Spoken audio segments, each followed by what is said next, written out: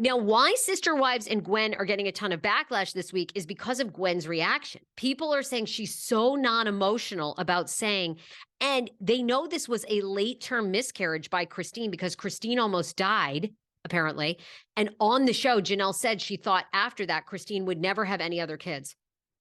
Yeah, that would do it. What? Y'all, I've had a miscarriage. I had an early on miscarriage. Well, it wasn't even that early. I guess it was second trimester. The baby passed away. I had a triploidy pregnancy, which means 2 sperm fertilize 1 egg. It's a chromosomal abnormality. The baby cannot survive, but my baby was alive at 13 weeks. He had all this fluid around his heart, his head.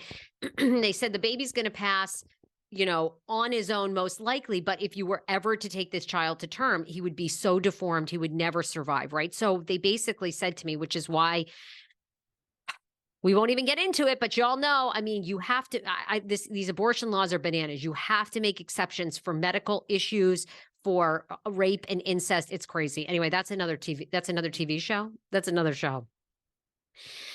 But so Christine Brown's baby passed away, was buried in the backyard. And a lot of people are saying, so you're telling us now, I believe this child, they lived in, where did they live in before they moved to Vegas? Because they moved to Vegas, then they went to Utah. I don't know if this was I don't think this was in Utah, but I don't think it was in Vegas. And they lived somewhere before Vegas. Oh God, y'all know better than I do. Anyway, people are, the baby was a boy. They piled rocks over the baby. Oh, they were in Utah? Okay, so people are saying that the creepiest part about this is the house that they lived in, which was sold. The new owners probably don't even know that there's a child buried in the yard. Now, a lot of people, of course, are coming for the entire family over this and TLC. And they're basically saying what they did was completely illegal, that even in the state of Utah, because, Utah, we got the Mormon capital there. Okay, folks. Now, the LDS. I don't know a lot about the LDS. I don't. But I'm a Catholic. And, all of them, I don't care what religion you're in, they all get a little crazy in them. So they were in Utah. Now, some people are speculating Kody wanted to save money, so they didn't do an actual burial and funeral. The other thing, though, is that the baby should have been reported to a medical examiner and issued a death certificate, even if passing away at home. The what? They say that that's even in the state of Utah. That is banana. Y'all, how are you all loving this show? This show seems like, I don't know. I got into Sister Wives. What got me in? Well, you know what got me in? I mean, being just 100% truthful. What got me into Sister Wives is this season 17 that came out, the first couple of episodes I read on Variety.com that Sister Wives was beating all of the Housewife franchises in the ratings and was having its biggest season ever. Okay. And I thought to myself, what? Really? After 17 seasons, who gives a shit about this polygamy crew? And then I got sucked in. Then I started watching. I started watching from the beginning and I was like, oh my God, how did these chicks let Robin in? Robin, this hot young thing at 36. Okay. I go back and I watch. I go, girls, what? I don't care if you all love sisters loving sisters loving sisters. That should have been, Robin was too hot to handle. And by the way, I got scoop on Kody having a sex addiction too. That's coming out. So, but I just find this show to be so bizarre now. I'm like, I guess the polygamy thing was bizarre, but this is, I'm trying to understand this because I found the show entertaining, but now I find this to be very, very dark. Nobody has made a comment aside Gwen about this, by the way. So I haven't seen anything from TLC. I've seen nothing from the women. Of course, Christine is in her engagement bliss. Mary Brown, by the way, this past week has been in London. Looks like she almost flew first class. If not, I think she was in first class. Okay, Mary. She says that she's there on business and pleasure. What's she doing? Soliciting new people to come to the bed and breakfast? Hey, y'all, I know you're in London where you're known for your crumpets, but I got a bed and breakfast myself. I make one hell of a cranberry muffin. I mean, what business could she be doing in London? She's there, but she said she's a little uncomfortable. She's gone to the Princess Diana Memorial. She said it was weird posing in front of Buckingham Palace where she knows the royal family lives. I don't feel weird about that shit at all. Once Prince Harry and Meghan Markle did that Netflix special, where they came out and said, oh, the royal family's in bed with the press and we call the press and they take all these pictures of us and then we wine and dine them. I'm like, of course, it's a business. Of course. People are saying that LuLaRoe, was Mary there for a LuLaRoe convention in London? Was that why she was there? Okay. The other thing that has now been confirmed is an anonymous friend has come forward and is now describing, apparently they were friends with the Brown family, with Kody, Robin, Christine, Janelle, and Mary for years. The friend did not want to be identified, but this is supposedly 100% verified from Without a Crystal Ball on Instagram. I like this chick. She's on fire. I mean, this chick seems like she spends all day deep diving, which, I mean, get after it, Crystal Ball. Like, I don't know, like I like a little bit of tea when people slide in my DMs. I like to have people on the show, which by the way, on my show, which I'll get to that. But anyhow, good for you. So this friend now says that Kody Brown was so lazy when Robin was first, before Robin, with the 3 wives, he was so lazy, didn't work, that the family was on food stamps. They had zero money prior to the show. The only person actually making money was Janelle. Kody became obsessed with Robin. And this friend says that Kody was a sex addict with Robin. No,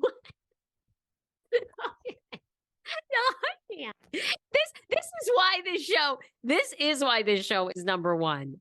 Do you know what we've just like the scope of what we've all talked about?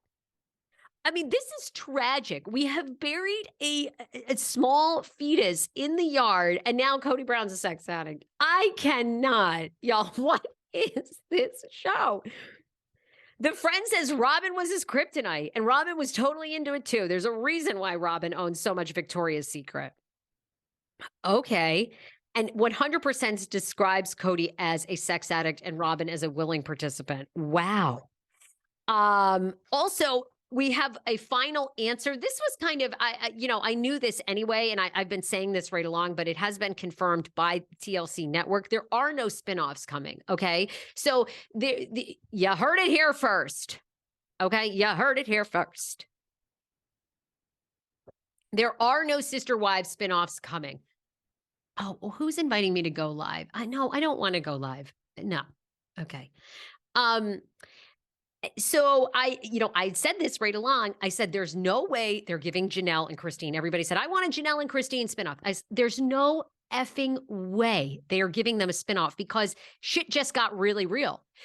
You know, a lot of people reminded me in season 11, the ratings had dipped so much in Sister Wives, they nearly canceled it. Okay. So, and there's even a report unsubstantiated. So I don't even know if this is true. I need to find it out. But there's a report that Kody actually used some of the family money to help with production to keep the show going, which is a genius move if that was true, because, you know, he's made so much money now. He goes to gun shows. They all sell these MLMs. They're making a fortune off that. They're promoting all this. Oh my God, what is it called? Their teas that they all drink, this Plexius tea or whatever. So it worked, but there is no spinoff. TLC has officially confirmed that. We all want to see what is going to happen in season 18. We know that we're going to see the proposal of Christine Brown and David Woolley. I can't wait. Yes, I do. I love me some Christine. She looks like $1 million. All the women look like $1 million since they've left Kody. Unfortunately, I don't know what's going on with Robin, except for I have recently read that Robin is upset that Mary, because, you know, Mary has left the compound. Mary's done. She's living full time at the bed and breakfast. She moved out of the state. She's like long gone. And Robin is most upset about that because they said that if anybody had a chance to reconcile with Kody, it might have been Robin. But you guys, I mean, we're going to get so much on season 18. So much. We're going to get the wedding of Christine Brown. You know, hardly anyone in Christine Brown's circle, Janelle, her kids, very few of them knew the engagement was coming because they want to save everything for the TV show and they don't want any leaks. So we're going to get a ton of stuff. Okay. So anyhow, Sister Wives, I love it all. Please, please, please, if you have other information, the Sarah Fraser Show at gmail.com. Let's do some rapid fire. Kalani from Asuelo and Kalani of 90 Day Fiance. She's got a new man. We're going to see it in a new series coming to TLC called 90 Day Fiance Couples Therapy. Of course, we're getting another 90 Day, another one to keep up with. And why do we care about this show? Well, we care about this show because the pictures went viral of Asuelo, Kalani's ex-husband, and Winter from the family Chantel. So and I can say this for a fact. Winter and Asuelo, a lot more went down. The two are denying that they hooked up because the pictures were leaked. But I can tell you something 100% happened to them. And you heard it here first, okay, with them. And we're going to see it play out on TV. The other thing that is dropping is a new season of 90 Day Fiancé. The other way, before the 90 days is coming in June. June 4th premieres on TLC. We're getting new couples, except for Jasmine is coming back with, oh my God, Gino. So remember Jasmine and Gino? Well, they're back. They're returning. They're the only returning couple to the show. They've been together for over 2 years. They're engaged and waiting for her K-1 visa to be approved. Though they're in love, their relationship is an emotional roller coaster, you might remember, and things have been rocky. He keeps promising her visa will come through, but she's impatient, forces him to rent her a luxury apartment in Panama. They also have to work through a lot of so-called cheating rumors where Gino has been on the phone with other people. Here's where it gets good. If you're bored at work, I mean, I don't know who the fuck is this bored, but anyway, Google the couples that are on this show. Okay. Misha, 43 from Minnesota, is going to meet Nicola, 46 from Israel. Misha is a 43-year-old divorced Catholic convert who's a TV journalist. So she seems like she has a legit career, right? She experienced a spiritual awakening in her living room. All right, well, that can happen to anybody. Okay. 7 years ago, while exploring her newfound faith, she connected online with Nicola, a 46-year-old virgin. Honey, what? He's never been in a serious relationship because he lives with his mom in Israel. They've fallen in love and she's heading to Israel to meet him in person. She's stunning. Who are these people? Who? I cannot. Then, y'all, it's almost like they're pranking us. David, 42 from Nebraska, and Sheila, 31, is from the Philippines. Now, David is kind-hearted, a hardworking man, born completely deaf. Connecting with people in a hearing role can be a struggle. While his last relationship ended after he was cheated on, he then met Sheila online 2 years ago. They've only communicated via text because while he's also hearing impaired, Sheila knows very limited sign language. What do you have in common? His family and friends have concerns, but David's sure that Sheila's the one and is heading to the Philippines. You think? David's a nice-looking guy. Oh, you guys, the relationships that they have set up, it's wild. Wild. And the people are like good-looking. Riley is hot, 48 from Pennsylvania, and Violet, 43 from Vietnam. Riley is a military vet, jazz lover, and cigar aficionado. He's been scared by betrayal in his past relationships, but his Vietnamese girlfriend, Violet, whom he met online, could change that. They've been talking for 2 years. He's ready to meet her in Vietnam, but it hasn't always been easy. He's looked into hiring a private investigator to make sure she says she is who she is. If you got to hire a PI before you even get there. Oh my God. So these couples are wild. We've got a virgin. We have someone, I mean, again, I love the hearing impaired. I love anybody, right? But they haven't even really communicated, and he's going there. We have another guy, Trey, 33 from California, and Carmela from Barbados. Trey's been self-conscious about his weight. Met Carmela on a dating app 4 years ago. Hunty, it's too long. They've been communicating on Snapchat. No!